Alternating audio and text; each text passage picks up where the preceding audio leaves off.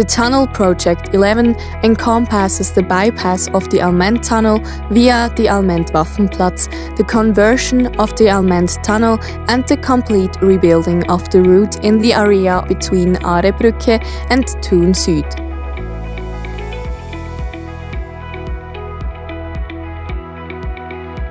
The Allmend tunnel was opened to traffic in 1972 with the express highway. The tunnel was built in an open excavation pit in the area of the Waffenplatz. In the course of the reconstruction of the tunnel and while the traffic continues, the road is lowered by about 50 centimeters. The lateral sloping walls are straightened in order to gain space for traffic, maintenance and safety. However, in reality, the change does not happen as fast as in this animation. The reconstruction of the tunnel begins with the removal of the concrete, which is demolished up to the reinforcement using a high-pressure water jet. The complete tunnel profile, meaning walls and the walled ceiling, must be treated accordingly. This requires different techniques to be applied on the walls and ceilings.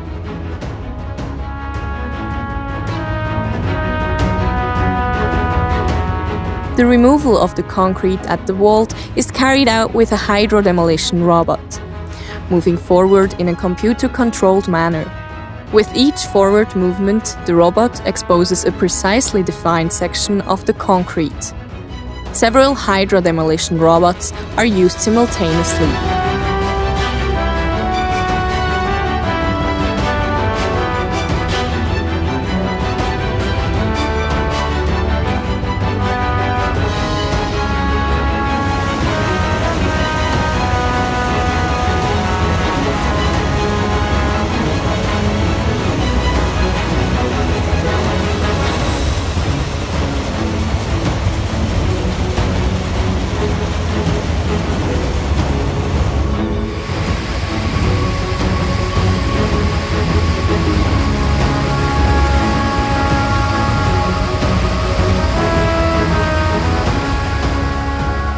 After the removal of the concrete, anchors for the installation of the subsequent facing concrete are installed in the ceilings and walls. Furthermore, as a prerequisite for the jetting process, core boreholes are introduced into the jet-grouted columns and the foundations of the middle wall.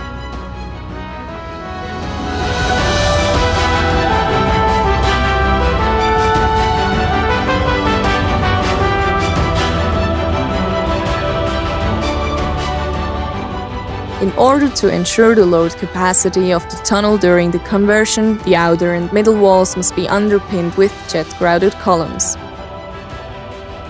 The production of jet-grouted columns is a very complex and special technique which solidifies the soil with the cement.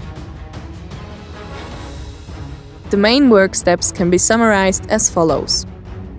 A drilling rod operating at a pressure of approximately 400 bar is drilled into the ground. While the rotating spray nozzle is being drilled into the ground, the fluid jet erodes the in-situ soil. The result is a vertical column of loosened soil and water. Excess material is pumped out of the borehole. When the final depth is reached, the unit is switched to jetting mode. Due to the very high pressure, it is possible to press the jet-grouted columns almost directly below the foundations. In order to prevent excessive stresses between the construction and the in-situ soil, the jet-grouted columns are processed according to a precisely predetermined sequence. The process is based on the fact that only segments are underpinned by using the Pilgrim method. After the jet-grouted columns are completed, the lateral foundation is stabilized accordingly. Now, the gradual conversion of the lateral jet-grouted columns into a load-bearing wall can begin. First, the rolled shoulders are broken off. The concrete roadway is milled out and the required excavation is done.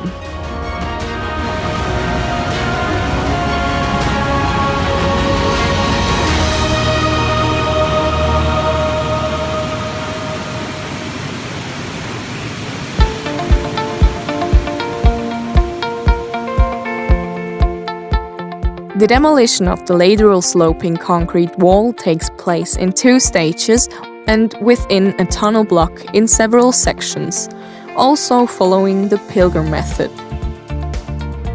The sections are always located exactly between 2 adjacent jetting grids. First, the removal of the concrete and the excavation takes place at the upper level.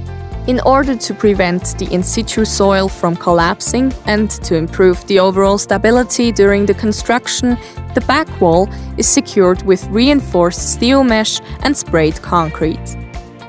When the intermediate sections are also excavated and secured, the condition for the production of the second stage is assured.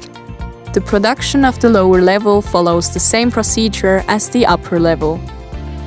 Upon completion of the lower level, the entire block is secured and applying the structural concrete for the new tunnel wall can be started. First, the foundation footing is reinforced and concrete is placed. Then, the wall base and finally, the entire wall are covered in concrete. The steps shown must be implemented in each block of the tunnel.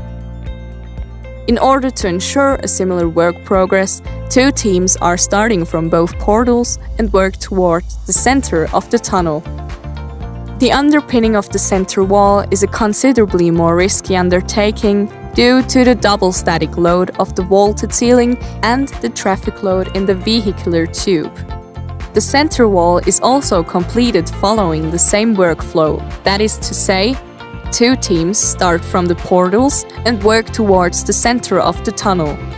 First, the jet-grouted columns are injected using the Pilgrim method, followed by the removal of the foundation, and subsequently prefabricated components are installed using again the Pilgrim method. In order to keep the period during which the underpinned areas must not be subject to any loads as short as possible, prefabricated foundation blocks are largely used for the installation. The transition to the existing wall must be made with monolithic concrete.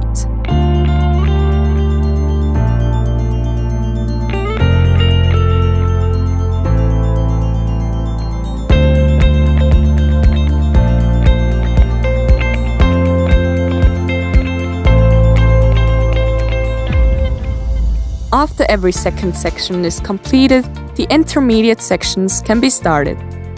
These must be made monolithic. Once all sections are filled with concrete, the reinforcement of the walls and bolts can begin. The production takes place by using several formwork trolleys for wall and ceiling. Here, again, the work starts from both tunnel portals in the direction of the center of the tunnel. Now only the drainage pipes, slotted gutters, rainwater ducts, cable conduits, cable ducts, and operating and safety systems, as well as the road shoulders and the concrete roadway have to be installed. Subsequently, the first lane of the tunnel is completed, and the traffic can be transferred from the vehicular tube to the converted, lowered tube. Now, the conditions for the road conversion in direction of Bern are given. The conversion of the second tube is basically the same procedure as the first tube. The only difference is that the underpinning of the center wall has already been completed and only the foundation of the middle wall needs to be widened. Here we still see work being performed on the emergency call niche, which requires a special manufacturing technology. Both tunnel tubes require the installation of 7 emergency call niches on each side of the tunnel. In a previous step, the core holes for the jet grouting columns were already drilled. In addition to the vertical jet grouted columns, horizontal jet grouted columns must be injected into the soil in order to form a protective jet grout arch above the emergency call niche in order to prevent the in-situ soil from caving in. The highest point of the protective jet grout arch is only about 2.5 meters below the bypass road above. The horizontal columns must also be produced using the Pilgrim method. In order to guarantee the minimum strength of the jet grouted columns until the next excavation of the emergency call niche can proceed, the jet grouting process is alternated. After the protective jet grout arch has been completed, the the excavation of the emergency call niche proceeds. The excavation also takes into account the lower-lying shaft of the tunnel drainage. The entire emergency call niche must be lined with sprayed concrete and reinforced steel mesh for safety reasons.